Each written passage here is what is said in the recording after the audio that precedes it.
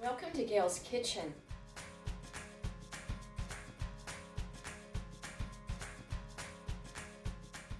Today we're making my hearty steak chili in the crock pot. This recipe makes a very large batch, so you're going to want to get out your largest crock pot. You'll also want to make your favorite cornbread recipe. So let's get started making this chili. I have 2 cups of top round, and I put these in a bag with 2 tablespoons of vinegar, 2 tablespoons of olive oil, 2 cloves of minced garlic, and I put salt and pepper on the meat. And I let these sit in the refrigerator and marinate, and I scored the meat on a diagonal, and that just allows the meat to soak up some of that salt and pepper. So I'm going to slice this along my original cross hatches. And now I'm going to come back and take these rather large pieces, and I'm going to cut across the grain. I'm cutting across the grain. This is a relatively tough cut of meat. It lends itself very nicely for cooking in the crock pot. And since we're using such a large amount, we're going to use a very large 6-quart crock pot. So we're going to end up with 3 pounds of cubed meat that has been marinated. And then we're going to sizzle this up in some oil. I'm using bacon grease today. And this is a critical step to sizzle it up on all sides as evenly as possible. The crock pot is going to take care of tenderizing this meat. But we want to sear it to keep some of the natural juices in.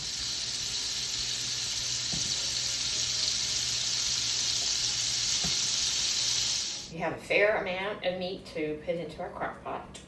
That goes on the bottom. I use 3 heaping tablespoons of chili powder. I don't like to add too much chili powder because I think it gives it kind of a bitter flavor if there's too much. So I rely on cumin. I think the cumin gives it the flavor that I prefer. And I am adding 1 heaping tablespoon of cumin. I'm putting 1 heaping tablespoon of oreganos because we are seasoning our beans with basil and a bay leaf, so I'm not putting that in with this mixture. If you want to add a teaspoon of dried basil, go right ahead if you're using canned beans, but I'm seasoning the beans with the basil already and seasoning them with the bay leaf. If you put a bay leaf in your chili, remember as soon as it's done cooking, remove the bay leaf because that too will render a bitter aftertaste. I'm going to put in about a half a teaspoon of black pepper. I go very lightly on putting the black pepper into any stew when it's cooking. I have ruined a pot of soup on a couple of occasions by putting way too much black pepper in. I find that the longer the black pepper cooks, the hotter it gets. So let's go ahead and put our spices on top of our meat. I'm just going to sprinkle these over. I roasted some garlic earlier. I think that gives it just a little better flavor. And I like my garlic well minced. No big pieces, please.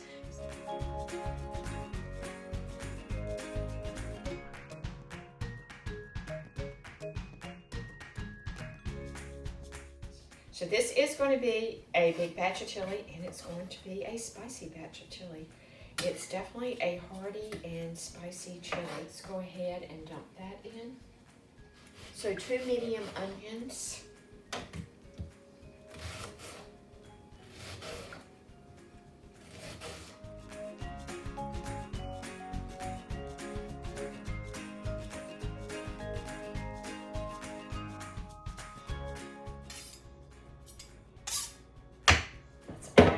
Onion, and we're going to add 1 coarsely chopped green pepper,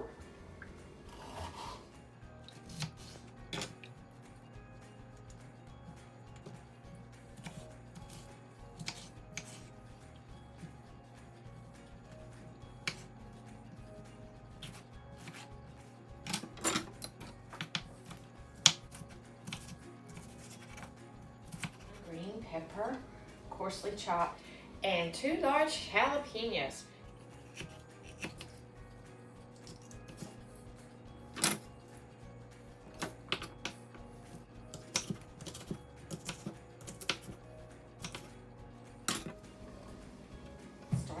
smell like chili. Those spices are starting to get warmed up in there. Okay, we're coming down to the home stretch. Now we're going to add tomatoes. You're going to need 4 cans of tomatoes, 14.5-ounce cans. In today's world, you have so many options when it comes to tomatoes. I am going to use the petite diced tomatoes. And we are going to give this a stir.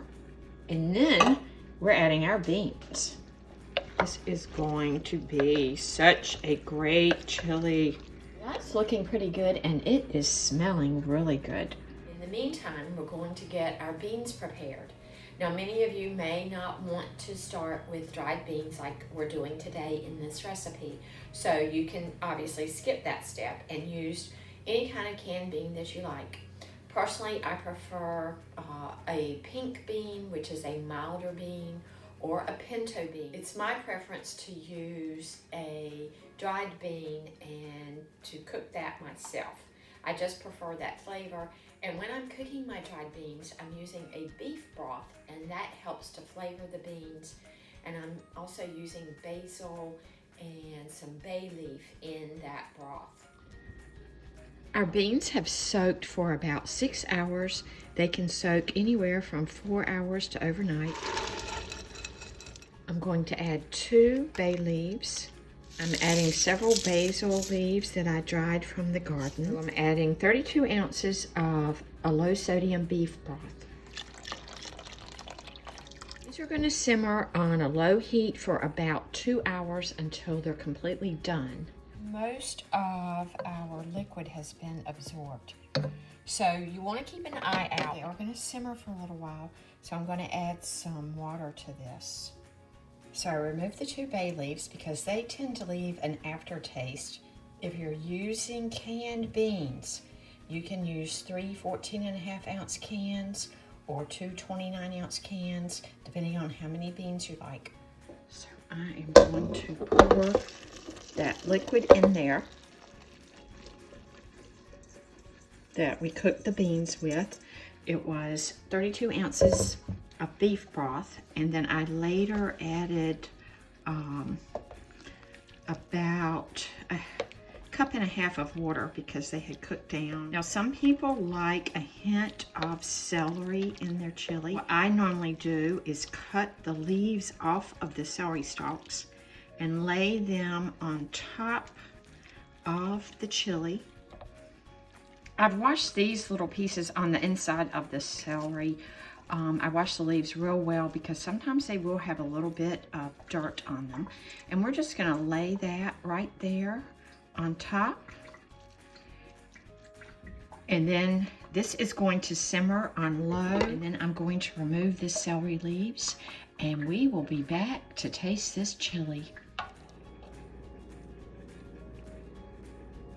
Look at that chunky, loaded with meat chili. Wish you could smell it.